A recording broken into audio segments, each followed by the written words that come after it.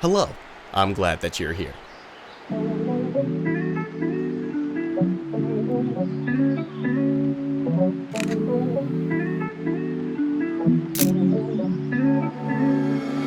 Well, instead of wrapping up all the videos from earlier this year, I figured I'd finish one from a little more recently. I've lived in LA for a few months now, and boy howdy am I ready to get out of the urban desert. So I needed a tree-filled weekend getaway, and my mom and sister just so happened to be doing another cross-country trip.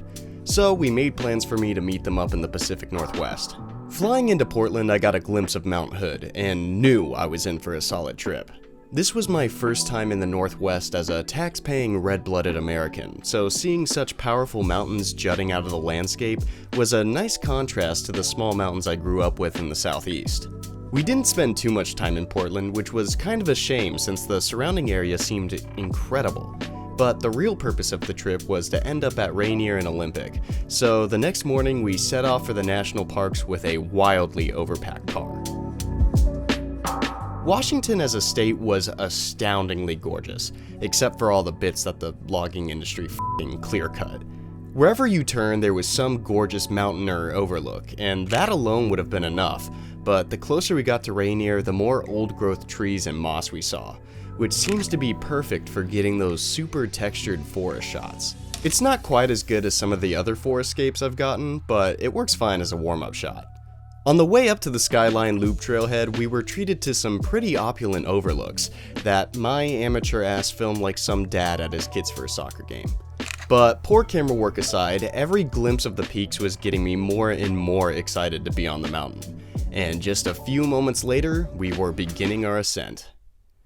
Disclaimer, I only brought one roll of Kodak Gold for this trip because apparently you have to be an oil baron to buy film now, so I was rather conservative with my film shots.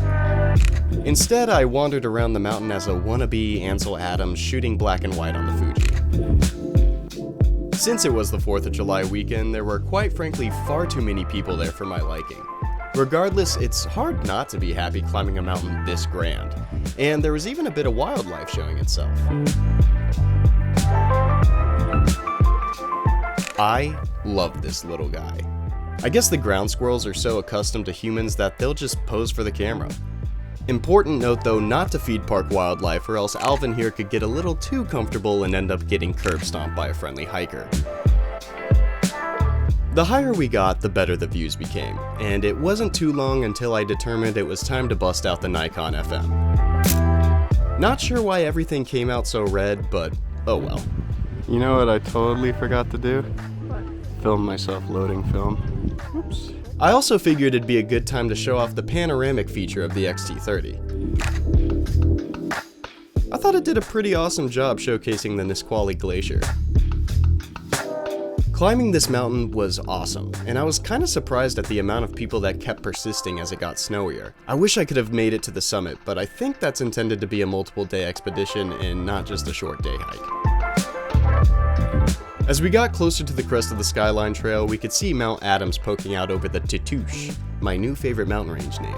It was too good to not snap a shot on film, and Kodak Gold must have been feeling itself that day, cause I love how it handled the blues.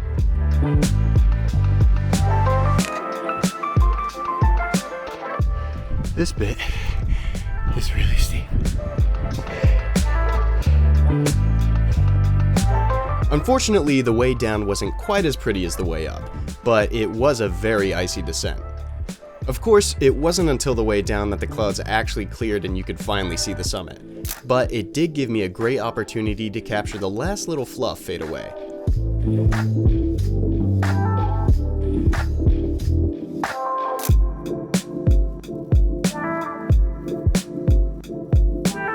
This trail was the perfect way to get an overview of the mountain. One of these days I'm gonna have to come back and summit it, but for now I'll end with a nice shot of Myrtle Falls.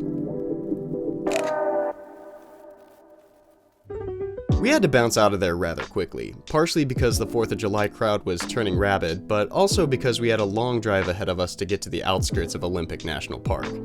There ain't too much to say here that ain't already been said. Washington is beautiful, and I enjoyed a nice night out on the porch awaiting the next day. Truth be told, Rainier was just the appetizer of this trip for me. We weren't just gonna do a quick drive around Olympic. Instead, I had planned out a 2-day, 27-mile backpacking trip into Enchanted Valley with my sister. And after getting a glimpse of the Quinault rainforest on the way in, I knew we were in for a great hike. Every single tree in this forest was covered in some kind of moss or decaying in some brilliant way, which made you feel like you were walking through something ancient and sacred. It's like you're banging back a couple of brews with Treebeard and the boys. Not to mention, this trail follows along the Quinault River, which has some of the most gorgeous and delicious water I've ever had. It was just 13.5 miles of unadulterated beauty, and it only got better the further we went.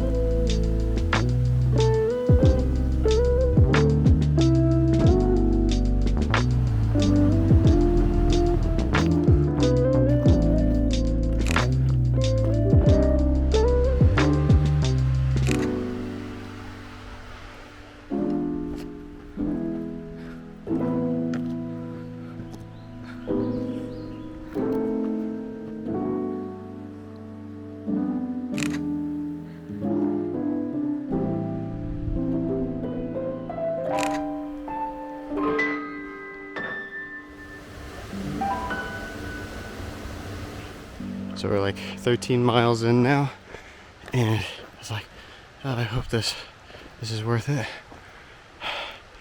It's pretty worth it. 7 hours and 13.5 miles later, we finally got our first glimpse of the valley. The view alone made me forget that my legs were dying and bust out the 35mm for the first film shot of Olympic. And for good measure, here's one in black and white, because I want to be Ansel Adams that f***ing badly. The problem with all the cameras I brought is I don't have lenses wide enough to give the scope of this place. I'm gonna warn you that there's a lot of repeat compositions from the valley. Just because I was so blown away by it, I wanted to truly ensure I captured it all. And that is especially the case for the Ranger Station Chalet. This place was built in the 1930s as a backcountry lodge, and has been used for a whole slew of purposes throughout the years. But now it's just a little storage house for the Park Service. As we pulled up, we were lucky enough to get a spot right next to it. Normally I would have wandered around and tried my best to barf out as many compositions as I could, but I just hiked 13.5 miles with a 40-pound pack, so it was time to chill out and watch the clouds pass over the mountains.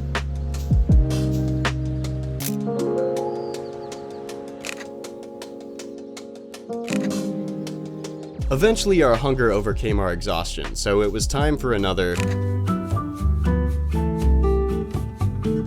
Well, back by popular demand, it's time for another campfire cooking show. On today's menu, dry, powdery bullshit.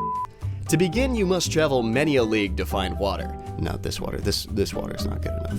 When you have discovered a bountiful source, try in vain to deplete the land of its lifeblood. When you inevitably fail, remember that you are small, and one day you too will return to the earth from which you came. Until that time, rejoice! You now have 2 full containers of water. It's time for the fun part, the fire. Oh. They'll teach you to give me my fucking money. Le fire. Don't even think about cooking with it. This is just to scare the bugs off. We're civilized folks here that use fancy stoves. There it is. Can you go grab me the water bottle?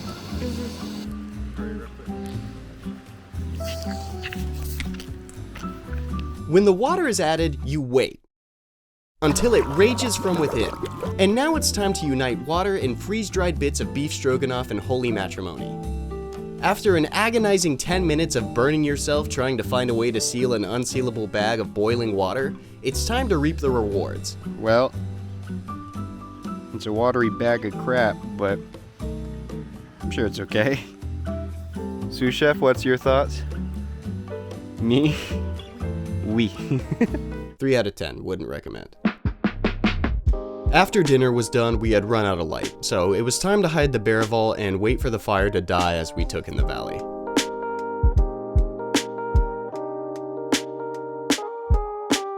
The next morning may have been one of the most beautiful things I've ever witnessed. The sun just clipped the peaks of the mountains, creating this incredible shadow gradient over the valley.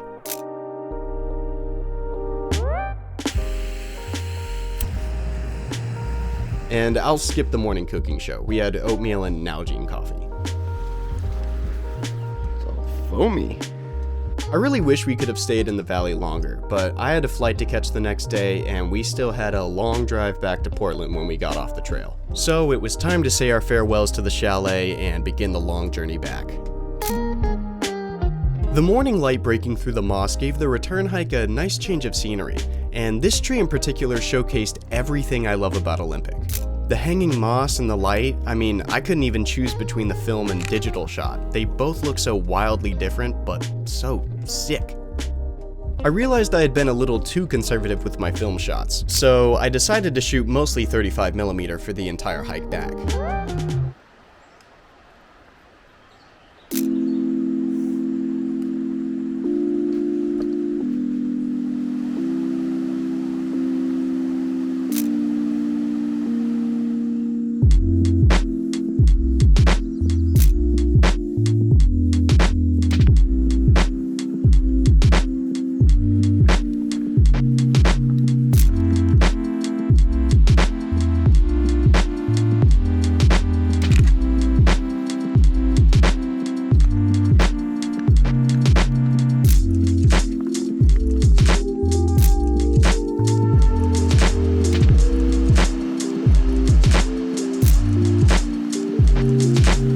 My compositions got worse and worse as I grew more exhausted from hiking, but eventually we made it to the parking lot and were greeted with food and water. I had never been so happy to be back in a car. Well, that about wraps this one up. I took a ton of pictures on this trip and not a single one of them did the locations any justice. I seriously can't recommend checking out these parks enough. Dare I say, Olympic almost rivals my love for the Smokies. I'm not sure when, but I'll definitely be back. If you made it this far, thank you so much for watching. My upload schedule is a bit chaotic now, so if you enjoyed this and want to get notified when the next video comes out, be sure to subscribe. Oh, and like and comment and all the YouTube. Anyways, I hope you have a great day, and until next time.